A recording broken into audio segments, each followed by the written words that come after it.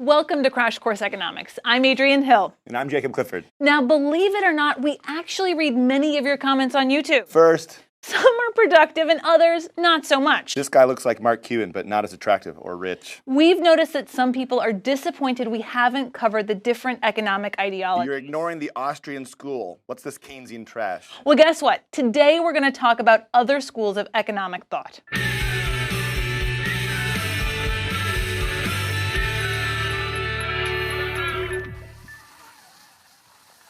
To understand these economic theories, we're going to have to jump into a little bit of history. In 1798, a British economist named Thomas Malthus argued that population growth would outpace food production, so eventually humans will run out of food and starve. You wonder why some people call economics the dismal science. Well, Malthus was wrong, dismally wrong. The world population has grown from 1 billion in his time to over 7 billion today. And it turns out that the famines we have seen are largely man-made disasters that have very little to do with our ability to produce food. But Malthus was writing at the beginning of the Industrial Revolution. He didn't factor in advancements in technology, agriculture production, or transportation. So with the information he had, he was kind of right, but he was still wrong. Economic theories are constantly being proven, disproven, and revised. The problem is, when these theories are wrong, millions of people can be adversely affected. Take Malthus. Some scholars combined his ideas with those of Charles Darwin and concluded that giving assistance to poor people and social programs like welfare are actually immoral. This is called social Darwinism, and it's completely wrong. Now, economics is not an exact science. It aims to draw conclusions about human behavior without the benefits of labs or perfect control groups. Economic theories reflect different attitudes about human nature, and those are likely to change over time. Let's go to the thought bubble. The founder of modern economics was a Scottish philosopher named Adam Smith. In 1776, his book, The Wealth of Nations, was published. It was an organized discussion about production, markets, and economic theory, and it was tremendously influential. Smith introduced the idea that a person following their own self-interest could end up serving the common good. He also advocated free trade. Many countries at the time had heavy tariffs which protected their domestic manufacturers at the expense of trade. A generation later, British economist David Ricardo expanded on Smith's ideas by introducing the theory of comparative advantage, the idea that two people or countries can both benefit from trade, even if one of them can produce more of everything. When both focused on what they're best at and then trade, everyone benefits. Anyway, the field of economics grew, advancing ideas like private property and free markets.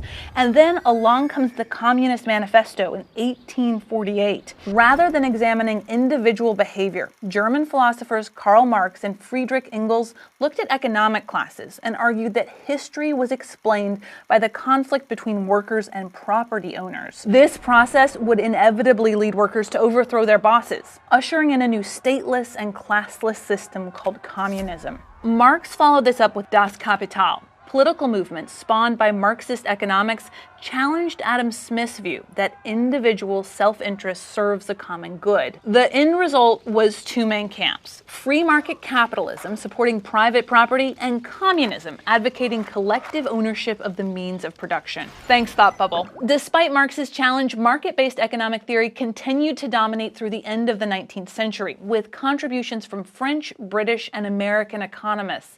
This body of thought is called classical economics, and it was embodied in a book called Principles of Economics, published in 1890 by English economist Alfred Marshall. Marshall organized and defined concepts we still use today, like supply and demand and marginal utility, which we're going to get to soon. But as capitalism was expanding around the world, Marxist movements were too. By the early 20th century, this battle for hearts and minds, along with political and social unrest in Europe, led to the establishment of the Soviet Union in 1922. As communism was maturing in the Soviet Union, the Great Depression crushed the market economies of the world's richest countries. It also dealt a devastating blow to classical economics. The theories of Smith and Marshall didn't have much to say about how something like this could happen or how to fix it.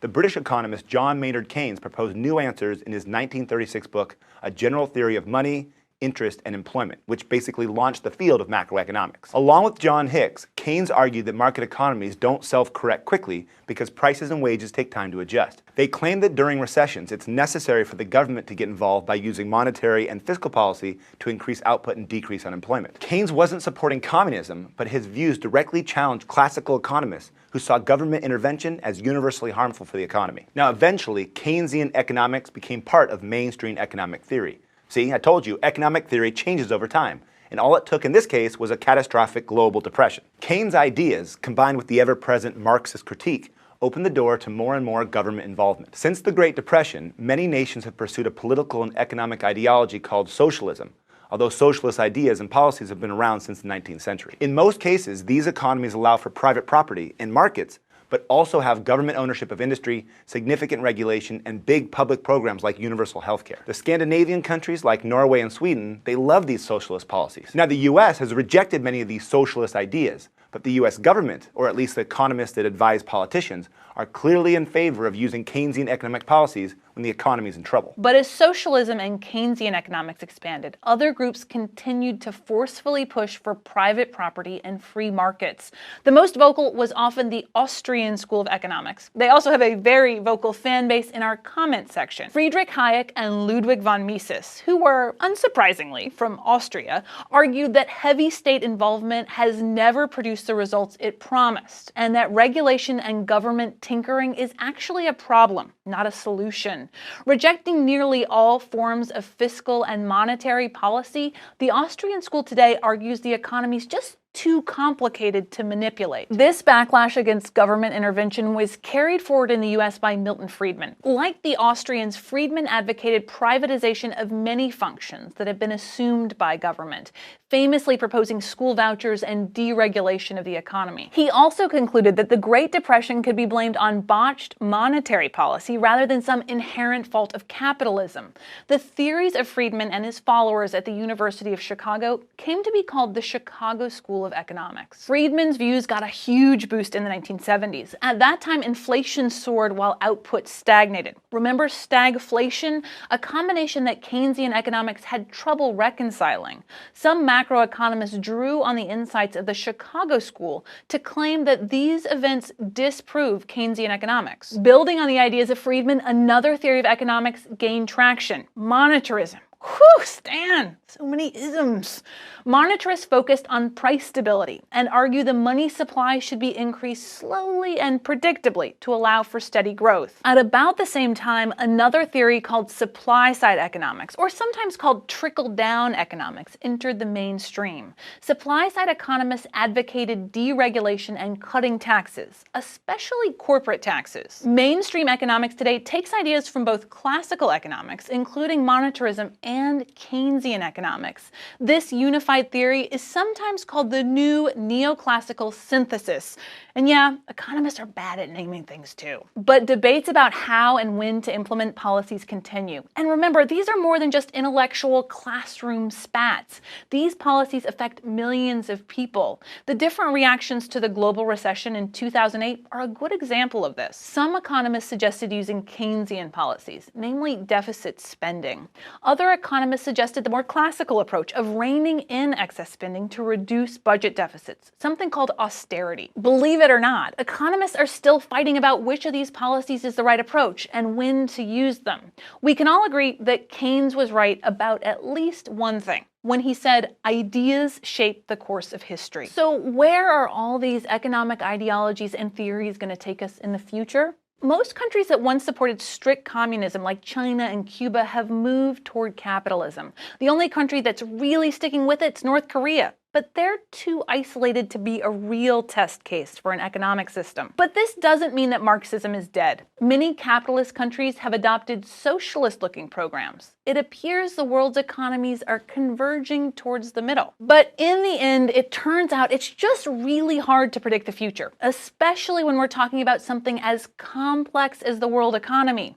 Remember Malthus's belief that we're all gonna starve? Well, like Malthus, we don't know what kind of changes humanity's gonna face in the future. If history has proven anything about economic thought, it's that we should expect surprises that will upset our current economic models. Just like Malthus couldn't imagine that we'd all be alive today. Thanks for watching. We'll see you next week. Crash Course Economics is made with the help of these nice people. Feel free to comment on how great they are too. Crash Course is made possible by your support at Patreon. You can help keep Crash Course free for everyone forever and get great rewards at patreon.com. Thanks for watching. We're glad Malthus was wrong and that you're alive.